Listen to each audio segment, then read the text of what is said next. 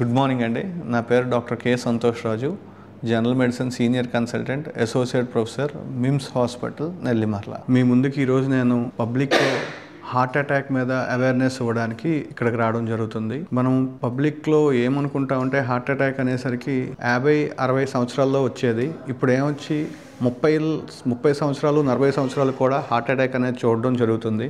ఇది మనం రోజు 45 నిమిషాలు నడవడం ద్వారా, స్ట్రెస్ వాల్యూస్ తగ్గించుకోవడం ద్వారా, బీపీ, షుగరు, కొలెస్ట్రాల్ సంవత్సరానికి ఒకసారి చెక్ చేసుకోవడం ద్వారా, మన బరువులో కేవలం ఒక 5-10% బరువు తగ్గడం ద్వారా కూడా ఈ చిన్న వయసులో హార్ట్ అటాక్ అనేది నివారించుకోవడం జరగవచ్చు. అలాగే పెద్దవాళ్ళలో హార్ట్ అటాక్ వచ్చినప్పుడు మనకి కొన్ని లక్షణాలు ఇమీడియట్గా గుర్తించవచ్చండి. ఒకటి ఛాతీ నొప్పి, ఆయాసం, చెమటలు పట్టడం.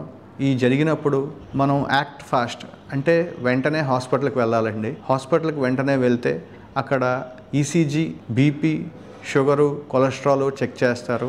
ఒకవేళ హార్ట్ అటాక్ ఈసీజీలో కనిపెడితే కనుక గుండె రక్తనాళాల్లో పూడికను కరిగించడం కానీ, స్టెంట్ వేయడం కానీ జరుగుద్ది. చాలామంది ఇప్పుడు జరుగుతుంది ఏంటంటే ఛాతీలో పీకినప్పుడు మనం గ్యాస్ట్రిక్ అనుకొని ఇంట్లో చాలాసేపు సమయం అనేది వృధా చేయడం జరుగుతుందండి.